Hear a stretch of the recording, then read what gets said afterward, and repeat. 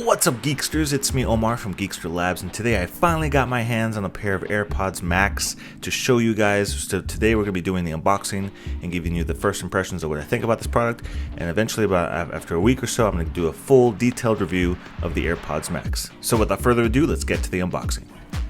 Alright, so here we have the box for the AirPods Max, so let's get into it. So see on the side we got like a little, look at that, that's a nice touch right there. They even make it really easy just to pop open the cellophane on the box itself. So let's take all this off. Alright, there we go. So there's that. Let's slide this open. Let's see what it looks like.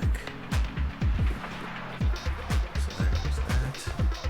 And there we go. So there we're greeted with the box. It's pretty much all ready to go right there. The headphones are right there inside. Wow. Those are kind of heavy. I was actually surprised how, dang, these are pretty heavy. Let's see what else is in here before we take a closer look at this. So that's the headphones right there, and then we got this little pouch right here. All right, so then we have a lightning connector inside right there, and I believe it's a USB Type-C to lightning connector. So as you can probably already assume, these charge with lightning, so they don't charge with USB Type-C, which I wish they kind of kept the theme going with USB Type-C. They use it on the laptops already. It'd be nice if they slowly moved to all their devices using USB Type-C to charge. This is just the usual paperwork and information, warranty, blah, blah, blah, all that kind of stuff. So we'll put that away. So let's check out the headphones right here and take a closer look at it. Okay, so push that to the side. Whoa. That has a really nice feel to it. Whatever this material is. It's kind of like a matte finish. On the inside it definitely feels like, what do you call it, like that velour type of material. So let's pop up the headphones themselves. Wow, so guys, these definitely have some weight to them. I'm pretty surprised. They don't feel super heavy, but they don't feel light at all. So we got some cup covers right here. There we go. I like that. Can you see inside there? L and R, so that's really easy to tell which one goes on which ear. You can see the R right there inside the cup. So the weight is considerable. I guess we'll have to see after using it for a bit on the top of my head how they actually feel, if it gets kind of heavy.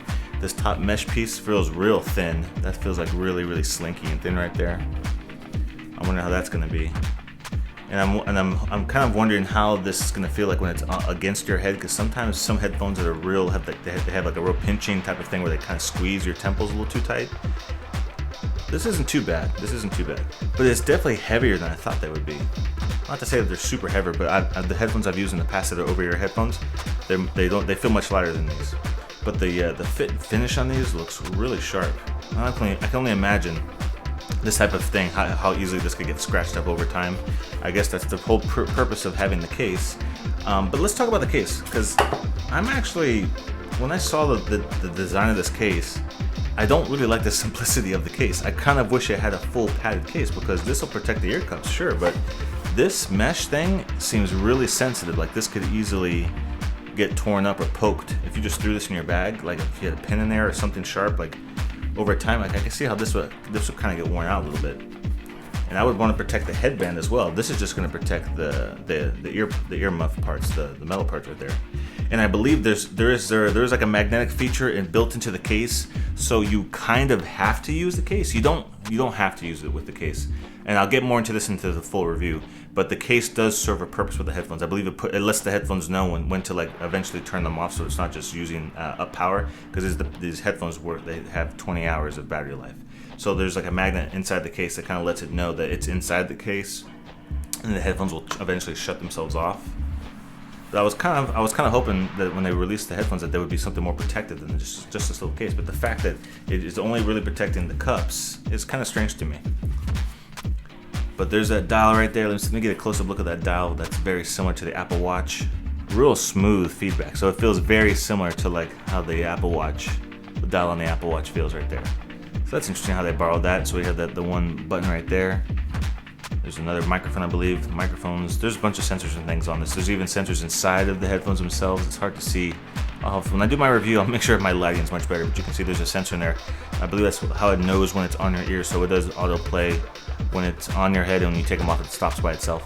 So overall, the quality of them looks super sharp, very nice. A little bit heavier than I thought they were going to be, but we'll see how that goes when I start testing these out. As far as comfort goes, and if they're comfortable to wear, I'll be using these while I'm here at home working.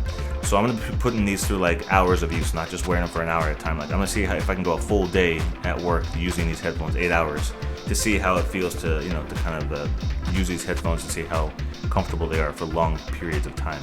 But $550, I'm expecting some very good sound quality with these. So I guess we'll have to see. This is not a cheap product by any means, and I was kind of curious. It was strange to me that Apple would release something so pricey right off the bat. You'd think they would come up with something like maybe a mid-level, like on-ear, not over-ear, but maybe like an on-ear version first to test those waters, and then go to the over-ear. But they're just jumping straight to the over-ear, $550. So that's definitely in the realm of audiophile type of headphones. Most people won't pay more than, I don't know, $200 or so for headphones that are over-ear, Bluetooth, active noise cancellation type of headphones. So the fact that these are $550, I'm going to be putting them up against other headphones in that price range. So I have reviewed audiophile style headphones in the past. I'm not going to say I am an audiophile because I'm not, but I've tested a lot of headphones.